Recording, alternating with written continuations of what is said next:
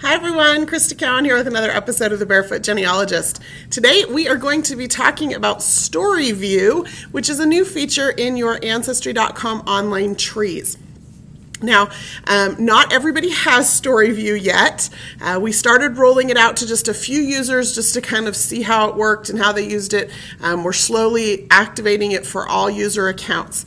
I've just been told that it will be live and available for all of our US customers by late tomorrow evening, tomorrow night, and then we'll roll it out to our international customers over the next 2 to 4 weeks. So for some of you, this is going to be a little bit of a preview. Some of you may already have the button, and if you do, hopefully you've had some time to play around with it. If you haven't, this will be a fun introduction to it for you. So let's go ahead and dive in. Lots to show you today, and I want to make sure we have enough time to do that. So here is where you're going to find the Story View button. When you're in your online tree and you are viewing a person's profile, you're going to just see a new button right here. It'll say Story View. It'll be right next to the Edit This Person button. Now, when you click on that, it's actually going to go through the process of creating a Story View page. Now, I've already done that, and so it comes up really quickly. When you do it, it's actually going to take a little bit of time the first time. So, for example, if I came here to Catherine, his wife, and clicked on Story View, you notice it's going to scroll through or take a little bit of time here to actually create the page. Now, I don't have a lot of records on her, and so that's why I'm not using her as an example right now. So let's go back to Samuel, and I'm going to click on this Story View button again. And now what you're going to see here in this Story View are a few things. First of all, you're going to see his profile picture. So whatever picture you have set as the picture for the profile is going to be the one that shows up here at the top of the page. There's going to be some information about him based on what you have in your tree. So we actually take that information and we create a little narrative. So it lists his birth information, where he was born, how old his parents were when he was born, marriage information, information about his children, and then death information. Now, one of the things that you might notice here is that I can click anywhere in here and I can actually edit this information. I can add information, I can, edit information, I can type information in if I want to make this more of a narrative. Now, if I scroll down the page, there are a few other things you're going to notice. All of the pictures that I have attached and all of the documents that I've attached as documents, not as images, they're all going to show up here. And anytime there's, like, for example, a census image, it's actually going to pull in a little snippet of information based on what was indexed in that census. So in this case, it says in 1850, here's his name, here's how old he was, here's where he was living. Again, I can click anywhere in there and edit that information if I want. I can also edit this image. So for example, if I wanted to move it a little bit or reposition it on the page, I have the option to do that. I also can delete any single image from this view, okay? So if I scroll down, you'll notice now we're going in chronological order. There's an 1860 census, there's an 1870 census, there's a letter that was written to him in 1877, here's an 1880 census, there's a photo taken towards the end of his life, there is a photo of his tombstone. Now, I'm going to scroll down a little bit further and you're going to see something. Here is that profile picture as well as another picture I've uploaded. And there's a couple of things that you just need to be aware of. This profile picture says 2013.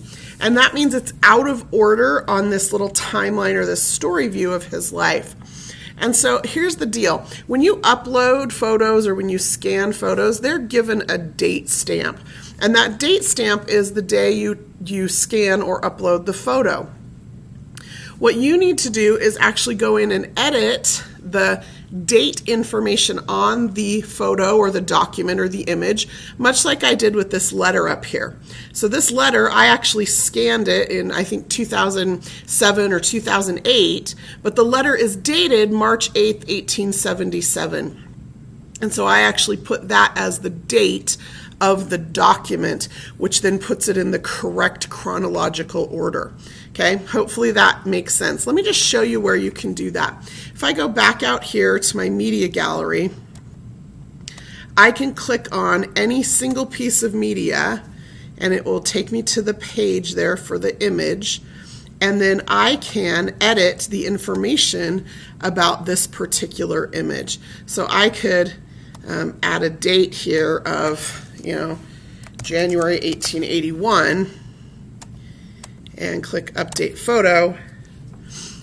And then hopefully, if I've done this correctly, when I go back to my story view, there's a step here you're going to need to remember.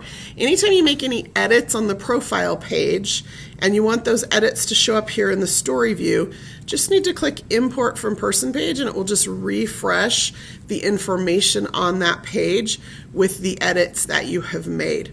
And so now what I should see is that photo should show up here. Well, my edit didn't take yet. So what'll happen is you'll be able to move it up into the timeline in the appropriate place. It may be because I didn't put a complete date on there. I put an approximate date. So that's a really good way to just move things around and edit information. Now, you have a couple of things that you can do here with this view. Some of you may be wondering, so it's just another way to view my information. Well, that's true, but there's an even more important point to this, and this is where I want to spend the remainder of our time today. It's this idea of sharing this information. One of the things that I've discovered is that I spend, well, not that this is news to anybody, but I spend a lot of time on my family history. I spend a lot of time working with my genealogy and scanning and uploading pictures and doing research and collaborating with other genealogists who are sometimes fourth and fifth and sixth cousins, and that's fantastic. But what it means is that oftentimes I forget that my parents or my siblings or my first cousins might be interested in this information as well. Now, they may not have the time or the interest in actually doing a bunch of research, but they are interested in the information about the family. And so we've provided you with a few different ways to share this information. You can create here, there's a little link to create a printable PDF. So if you want to create something printable that you can put in a notebook or physically mail to somebody. Maybe you've got a relative that is a little bit older and maybe not as technologically savvy, and you can send that information. You can post it. I know it's summertime and family reunions are coming up, and so a lot of times we want physical things that we can post on a wall or in a notebook on a table at a family reunion, and so that gives you the option to do that. You can create a printable PDF of that. You'll also notice up here in the top, there are some sharing buttons: Facebook, Google+, and email. So the simplest, of course, is going to be email. I can just email this to somebody that I think might be interested in it. And they do not have to have an Ancestry.com subscription in order to view this information about this person that you've created a story view for. I can also share it to my Facebook page. And so I'm going to go ahead and click that button and just show you what's going to happen. What's going to happen is it's because I'm already logged into Facebook, it's just going to create a little snippet here with his picture and information about him, and then I can come up here and I can write something about this, right? This is my third great grandfather, and so I can put that. Many of my Facebook friends are also related to him, and I have done a lot of connection with a lot of cousins. And so I can put a little note here. Are you one of them? And then I can share this on my Facebook wall. And hopefully what's going to happen then is I start to get some interaction from some of those cousins. Some of them start to talk to me and they want to know, how they're related, or if they're related, they want to come take a look at this information. And then I also am given, when I click share or post, I'm given a URL to this page, so I can send it to other people if if there's people that I am friends with, family members that I'm friends with that are not on Facebook. Maybe I can tweet it out. Again, have the option to email it. So here's the deal. The point of this is to share the research that you're finding about people in your family tree with your family members who might not be as interested in genealogy. And so I would encourage you just to spend some time playing around with this new story view. One of the things that it did for me, and maybe you'll have a similar experience, is I of course ran it on like some of my favorite ancestors, and all of a sudden I discovered I had holes. I had records that I thought I had attached that I hadn't attached. In this case, I had a couple of pictures on my computer for him, but somehow I hadn't attached them yet to the tree. I just hadn't thought about it or hadn't gotten around to it. And so this story view for me was an additional way to spur me on, or to remind me about what was missing that I might still need to attach or to research. It also helps you to kind of see a different view of it. It's a cleaner view, and it just kind of reminded me that we view these lives in this really linear fashion oftentimes.